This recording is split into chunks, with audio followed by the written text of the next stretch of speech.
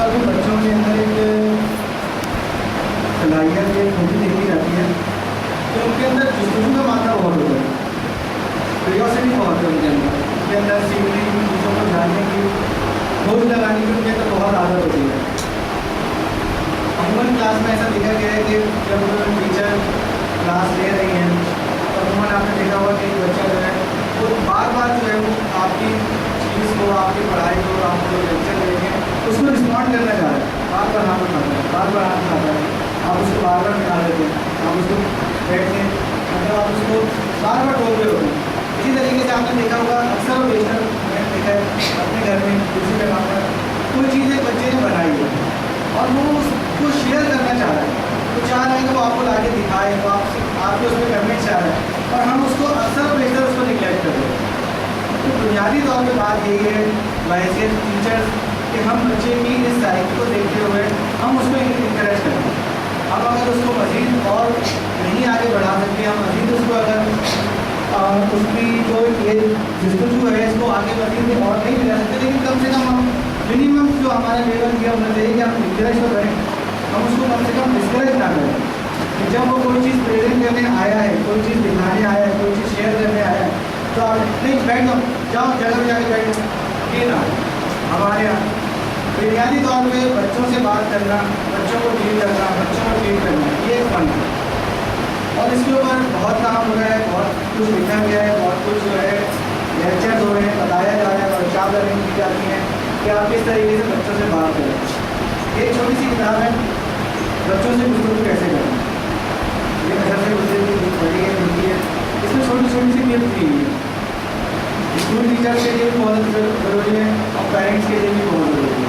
ये मैं आपके शेयर को लेके जा रहा हूँ, उसको आप देखिए, पढ़िए और अपने स्किल्स को इन्हांस कीजिए।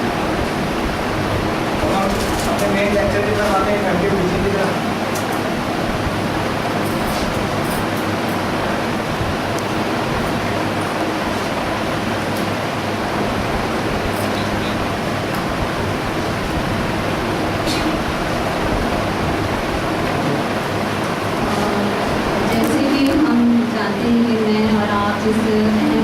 बहुत ही अहमियत के हामिल शोबे से राजस्थान और इस अहमियत यकीनन आप बहुत ही जानते ही होंगे, मगर ये किस हद तक हसासियत करता है, क्या कभी आपने इस बात के बारे में सोचा, अगर कोई ऐसे थिंकिंग या थॉट्स आपके दिल में कभी नहीं तो आप कुछ शेयर कर पाएंगे मुझे?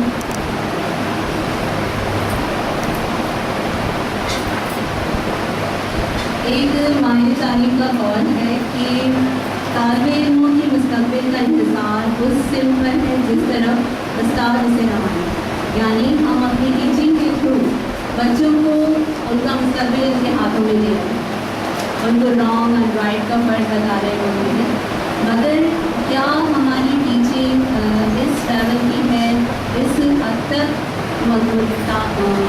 असरअंगेज़ है कि वो मुस्तक़बिल में जाके कामयाब इंसान बन सके, उनको दी जाने वाली नॉलेज जो है या वो जब कुछ भी सीखते हैं या अंडरस्टैंड करते हैं या उनको किस तरह बेहतर तरीके से अप्लाई कर सकते हैं, क्या और हमें पॉजिटिव रिजल्ट उसके मिल सकते हैं। यहाँ पर हमें इफेक्टिव टीचिंग को डिफाइन करना है, इंट्रोड्यूस कराना है आप लोगों से कि आखिरकार ये इफेक्टिव टीचिंग को की स्किल्स आखिर क्या है, कौन सी ऐसी टेक्निक्स हैं जिनके थ्रू हम अपने उन सब्जेक्ट्स को बेहतर से बेहतर तौर पर बच्चों को पढ़ा सकते हैं और उनके अंदर बहुत सारी ऐसी एबिलिटीज़ जो कि हम देखते हैं कि वो सामने हमें नज़र नहीं आ रही होती, उनके अंदर मौजूद होती, कैसे बाहर निकाल सकते हैं। इफेक्टिव टीचिंग को हमने 2 मेन हिस्सों में डिवाइड किया है, एकेडमिक एंड मोडालिटी। ये दोनों पार्ट्स जो हैं इफेक्टिव टीचिंग के, ये अपने साथ में इनके अलग-अलग इंग्रेडिएंट्स हैं जो कि मुहैया हैं और इन तमाम टेक्निक्स के थ्रू ही, यानी कि कोई ऐसी टेक्निक नहीं होगी ऐसी कि जो आप उसको अप्लाई ना करें, दूसरी टेक्निक्स को अप्लाई करने से ऐसा नहीं हो सकेगा कि आपको उसका कोई रिजल्ट मिल सके। आप एक whole package of teaching techniques जो भी अप्लाई करके पॉजिटिव रिजल्ट हासिल कर पाएंगे। हम सबसे पहले देखते हैं एकेडमिक पार्ट में First is knowledge, lesson plan, tables and homework. Knowledge के बारे में बात करते हैं. And next part is modality. Modality के इंग्रीडियंट्स में शामिल है recreation, warm work, attitude, uncooperative learning.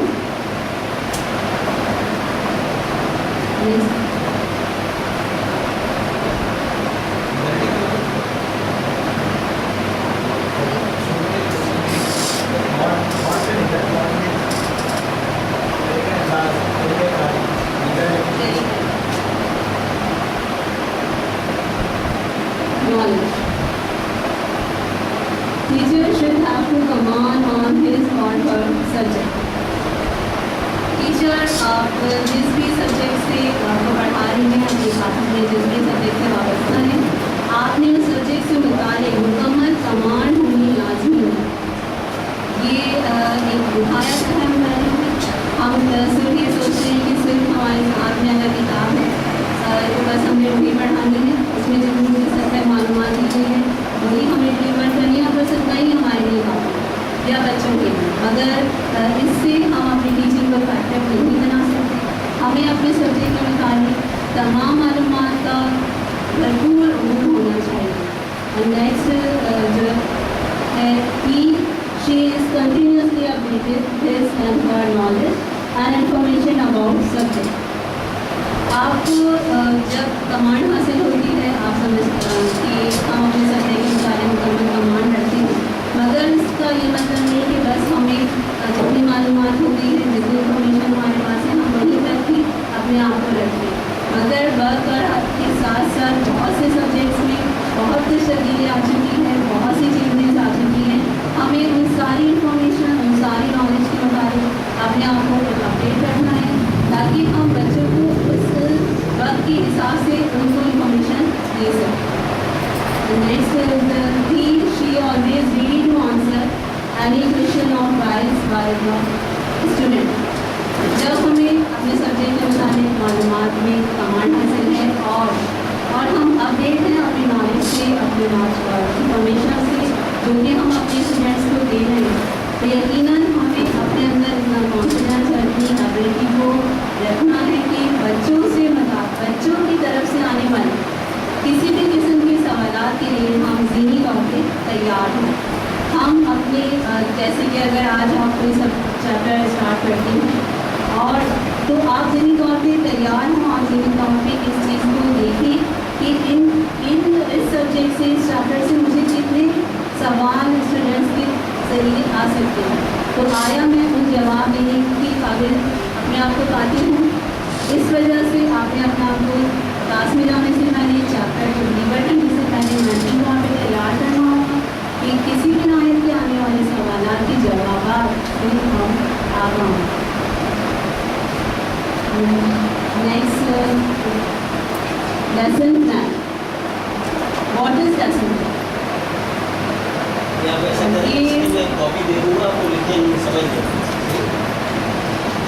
किसी भी चैप्टर को पढ़ाने के लिए सबसे मेन चीज़ आप के मायने क्या आती है जब आप चैप्टर को स्टार्ट करते हैं? कि क्या बस ऐसा होना चाहिए कि आपके पास हमारे पास एक किताब हो और हम उसको चैप्टर खोलें और उसको पढ़ाना शुरू करते हैं? ऐसा सही?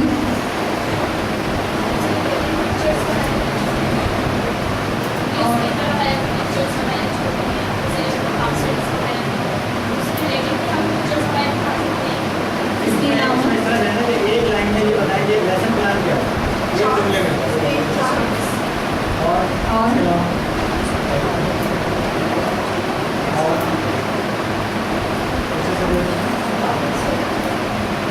यहाँ पर हम लेसन प्लान को इस तरह से वाज़ेह रख सकते हैं कि कोई भी चैप्टर, किसी भी सब्जेक्ट का कोई भी चैप्टर महज एक चैप्टर नहीं है, उसके पीछे कोई ना कोई ऑब्जेक्ट मौजूद है, कोई ना कोई ऐसी चीज़ मौजूद है जिसको हमने अपने सिलेबस में शामिल किया.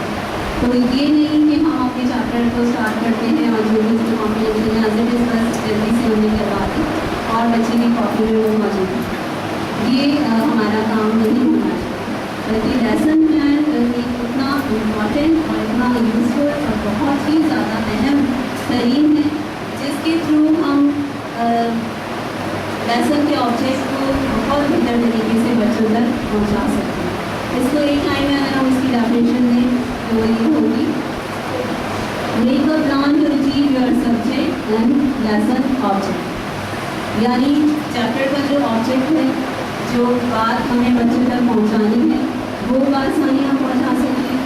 और लेसन प्लान सिर्फ चैप्टर का ऑब्जेक्ट नहीं, बल्कि उसको ऐसी तरह से बनाया जाए कि किस सब्जेक्ट के लिए बनाया जा रहा है, उन सब्जेक्ट के क्या ऑब्जेक्ट हैं, ये भी निहायत अहम है। सब्जेक्ट के ऑब्जेक्ट के मुताबिक हम 4 मेन जो हमारे सब्जेक्ट हैं उनके बारे में देखेंगे कि आखिर वो कौन से ऑब्जेक्ट हैं और उनको फोकस करते हुए हमें अपने लेसन प्लान को तैयार करना होगा। आमतौर पर देखा जाता है कि जब लेसन प्लान तैयार करते हैं तो सिर्फ चैप्टर के ऑब्जेक्ट को सामने रखते हैं। सब्जेक्ट का क्या ऑब्जेक्ट है आमतौर पर इसको हम कंसीडर नहीं किया जाता है। चैप्टर वो सब्जेक्ट का क्या एक ऑब्जेक्ट है। यहाँ हम कुछ सब्जेक्ट्स के जो ऑब्जेक्ट हैं उनको ड्रॉ करेंगे। फॉर एग्जाम्पल साइंस, क्या आपके ख्याल में साइंस का क्या ऑब्जेक्ट होना चाहिए?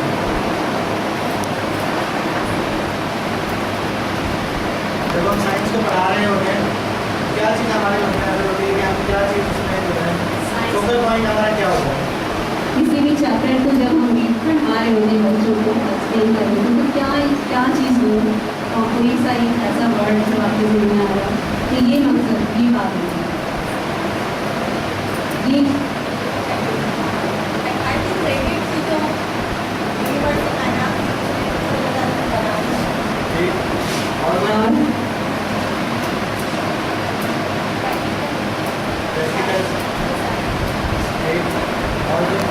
प्रैक्टिकल अगर है तो प्रैक्टिकल तो क्यों करवाया जा रहा है, क्या रीज़न है?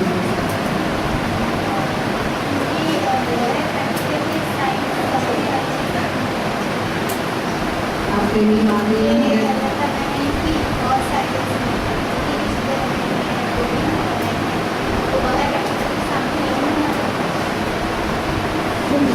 साइंस सब्जेक्ट का ऑब्जेक्ट है कॉन्सेप्ट, यानी वो तमाम साइंटिफिक कॉन्सेप्ट को हम आसानी क्लियर कर सकते हैं। कॉन्सेप्ट होते हैं साइंस में मौजूद, आपके चैप्टर उसी पर बेस कर रहे होते हैं। हम कौन सी एक्टिविटीज़ और किस तरीके से किस अंदाज से लेसन प्लान को अपनी तैयार करें कि उस चैप्टर का कॉन्सेप्ट क्लियर हो सके बहुत आसानी के साथ। इसके लिए कुछ स्टेप्स हैं। न्यू टर्मिनोलॉजी जो है मेन इम्पॉर्टेंट लेसन प्लान का, साइंस के लेसन प्लान का पहला स्टेप है और इसी में ही चैप्टर का ऑब्जेक्ट छुपा होता है, आप कॉन्सेप्ट छुपा होता है और आप इसको मुख्तलिफ स्टेप्स के थ्रू बच्चों को बता सकते हैं, जैसे कि real material, picture, diagram, model, demo and process. जैसे अगर आप किसी पार्ट्स ऑफ प्लांट्स के बारे में बता रहे हैं तो आप रियल मटीरियल के थ्रू एक प्लांट के थ्रू आप बच्चों के सामने प्लांट ले आइए और उसके सारे जो भी पार्ट्स होते हैं उनको ऑब्जर्व करवाइए, बच्चों से टच करवाइए और फिर जब बच्चे इस चीज़ को अपने सामने देखते हैं तो यकीनन बहुत अच्छी तरीके से उनको मेमोराइज होगी वो चीज़, वो बात और क्लियर हो सकेगा उनका concept. Next step is chapter explanation. यहाँ पर साइंस की सब्जेक्ट की बात अगर हम जब रीडिंग करवा रहे होंगे तो उसमें एक चीज़ बहुत ज़रूरी है कि आप जब भी रीडिंग करवाएं बच्चों को, जब आप खुद रीड करते हैं चैप्टर को तो आपकी एक्सप्लेनेशन इतनी क्लियर होनी चाहिए बच्चों के सामने कि उनके सारे कॉन्सेप्ट क्लियर हो जाए। आप ये नहीं कि कोई भी आप लाइन पढ़ती हैं तो उसको अधूरी छोड़कर अधूरी बात हम उसको क्लियर करने लगे, मतलब हमने पूरा पैराग्राफ या अपनी बात जहाँ कंप्लीट हुई है वहाँ उसको स्टॉप करके और फिर हम उस बात को एक्सप्लेन करें। And next project and activities. Chapter के टॉपिक के अकॉर्डिंग हम बच्चों को प्रोजेक्ट एंड एक्टिविटीज़ करवाएंगे और ये प्रोजेक्ट एंड एक्टिविटीज़ बुक्स में भी मौजूद होती हैं। उनको बहुत प्रॉपरली बच्चों के साथ हमें करवाएं तो बहुत गुड पॉजिटिव रिजल्ट हमें हासिल हो सकते हैं। और इसी तरीके से असाइनमेंट्स हैं। असाइनमेंट्स दिए जाते हैं, कुछ ऐसे टॉपिक्स होते हैं जिनमें हमें बच्चों को असाइनमेंट देंगे और नेक्स्ट सब्जेक्ट तो देखिए आपको एक छोटा सा ज़्यादा होगा इसमें कॉन्सेप्ट क्लियरिंग के हवाले से जो साइंस की जो बात की गई है, आप देखेंगे आमतौर पर जो हमारा ओल्ड मेथड है उसमें इस चीज़ की तरफ ध्यान नहीं दिया जाता। आमतौर पर आप देखेंगे साइंस के टीचर है तो क्लास में बच्चों से रीडिंग करवा रहे हैं, बच्चों से क्लास में रीडिंग करवाई जा रही है। और जब हम बस ये होता है कि चैप्टर को पढ़ा दिया कि रीडिंग हो गई, आज रीडिंग डे था खत्म, बच्चों को इस चीज़ का अंदाज़ा नहीं कि उन्होंने पढ़ा क्या। ठीक, तो इसमें इस चीज़ को हमने ध्यान में रखना है कि हम अगर बच्चों से भी रीडिंग करवाई जा रही है तो उस पढ़ी हुई बात को वो समझ रहे हैं, वो बात क्लियर हो रही है, वो आपके एक्सप्लेनेशन के थ्रू क्लियर हो, आपकी एक्सप्लेनेशन इतनी वाज़ेह हो कि जब वो रीडिंग करते हैं उस चैप्टर की तो वो उसको वाज़ेह तौर पर आसानी के साथ एक्सप्लेन कर सकते हैं। ये जो आपको एक्टिविटी दी जा रही है इसमें पूरा एक लेसन प्लान बनाने का तरीका दिया गया है। बेहतर तौर पर आप इसको देखें और समझें कि किस तरीके से आखिर कौन से ऐसे स्टेप्स हैं इनको किस तरह फॉलो करते हुए हमें बेहतर पूरी डिटेल आपको इसमें मिल जाए।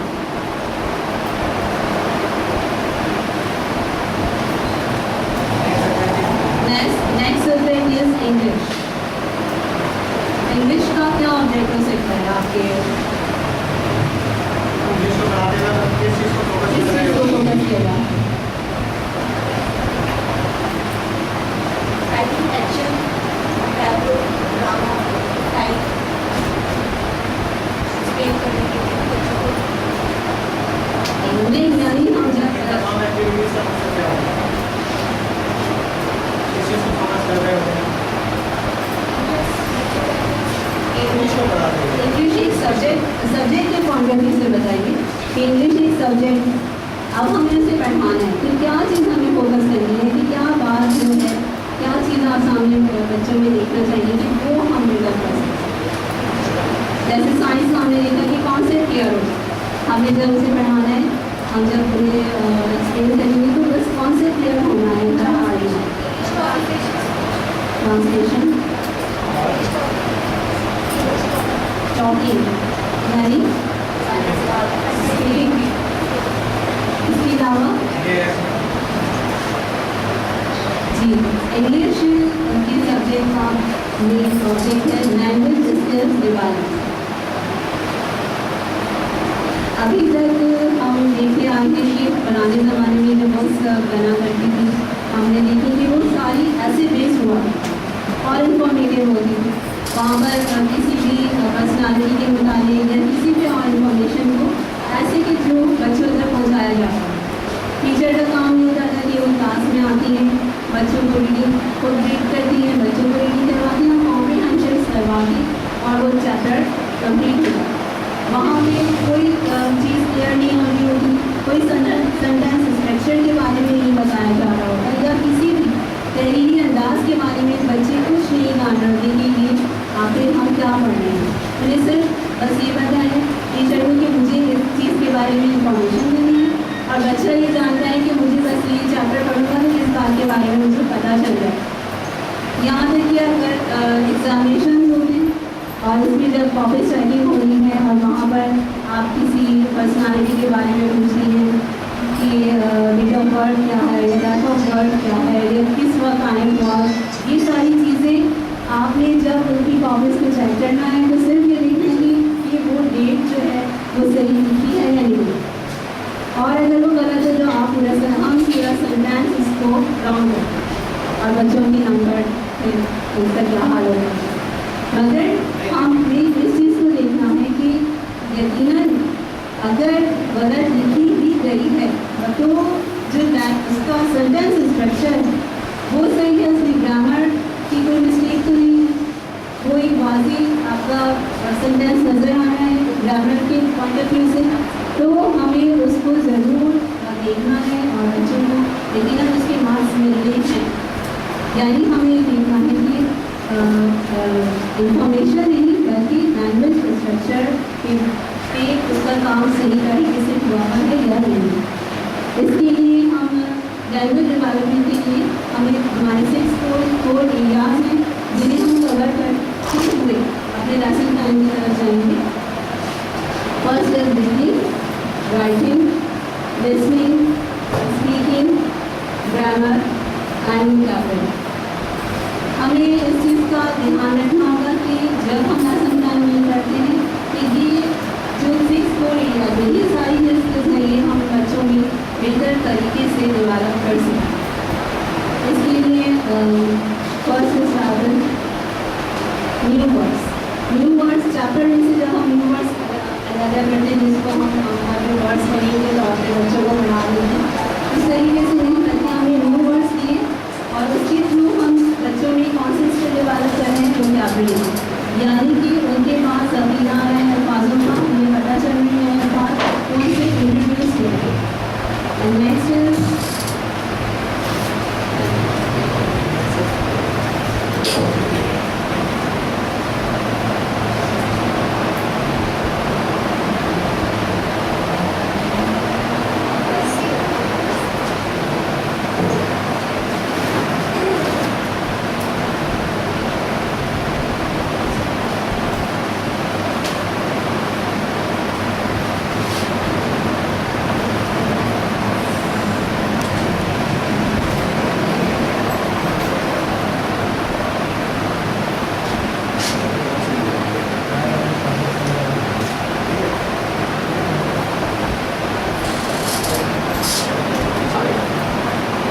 आगे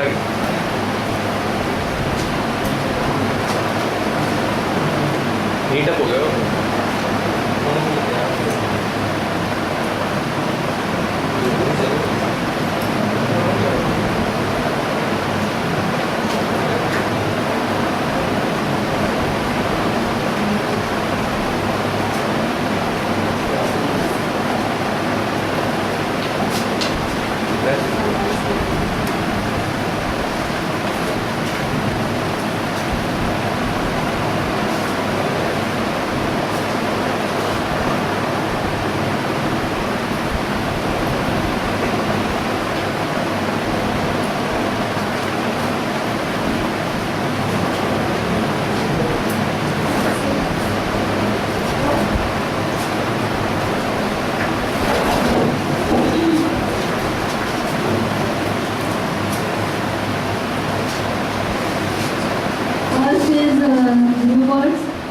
इससे हम वोकैबुलरी देंगे बच्चों को, स्टोरी टेलिंग के थ्रू लिसनिंग पावर को डेवलप किया जाएगा, चैप्टर स्टार्टिंग के through reading and verbal questioning के through speaking and creative writing इसके को डेवलप करती है और ग्रामर के थ्रू ग्रामर को इसको डेवलप करेंगे।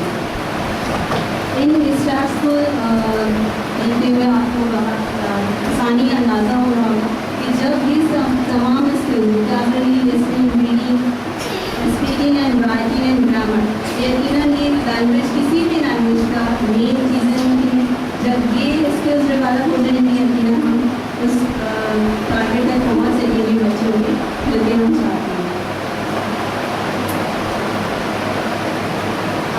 अभी जो लेसन प्लान के लिए हमने अपने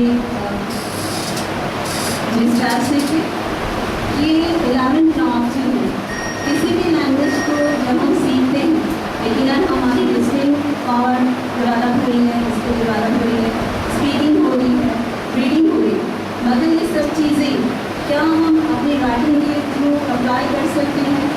मुख्तलिफ तरीके अंदाज होते हैं, मुख्तलिफ जो आइडिया और बच्चों के अंदर मौजूद होते हैं, तो ये राइटिंग के थ्रू ये जो 11 ब्लॉक्स हैं हमें बच्चों को सिखाने, राइटिंग के थ्रू बच्चों को अंदाज़ा होगा, बच्चों की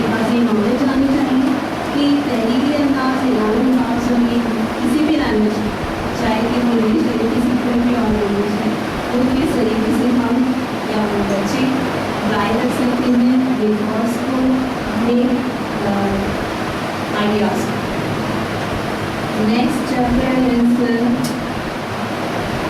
in 11 parts जो है वो है letter, application, news, interview, research report, poetry, story, narration, biography, essay and drama.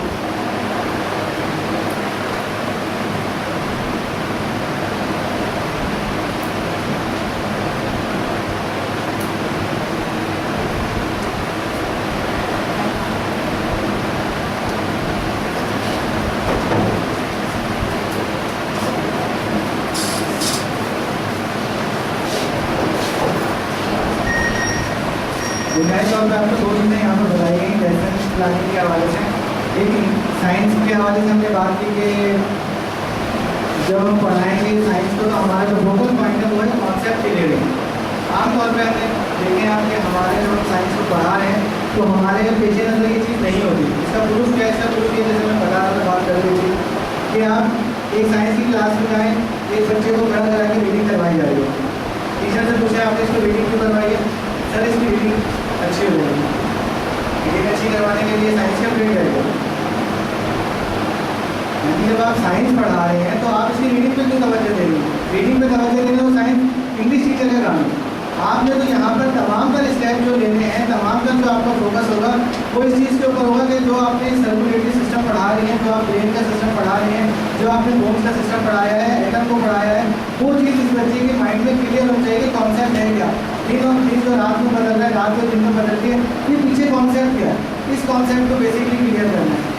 Concept को क्लियर करने के लिए जब हम आगे बढ़ते हैं तो हमने उस चैप्टर को उसी मेथड पे डिवाइड कर दिया है कि ये स्टेप लेंगे तो हम कॉन्सेप्ट क्लियरिंग की तरफ जाएंगे।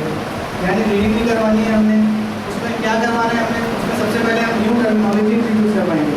न्यू टर्म्स के पीछे ही बुनियादी तौर पे सारा कॉन्सेप्ट छुपा होता है। न्यू टर्म्स को आप इंट्रोड्यूस कराएं। बात टर्म्स उसमें ऐसी होती हैं जो कि बच्चों ने पहली बार एक चीज़ बात को सुना है तो वो उस चीज़ को समझने के लिए 6 स्टेप्स दिए गए हैं, 6 तरीके कार बताए गए हैं आपको कि जिसके थ्रू आप उनको समझा सकते हैं। वो क्या है कि आप उनको आप रियल मटेरियल के थ्रू बता दें, पिक्चर के थ्रू बता दें। पिक्चर और रियल मटेरियल अवेलेबल नहीं है तो आप डायग्राम के थ्रू में बता सकते हैं। प्रोसेस करने डेमो करने बुनियादी तौर पर वो जो न्यू टर्मिनोलॉजी जो सामने आई है पहली बार उसको आप उसके थ्रू क्लियर करें।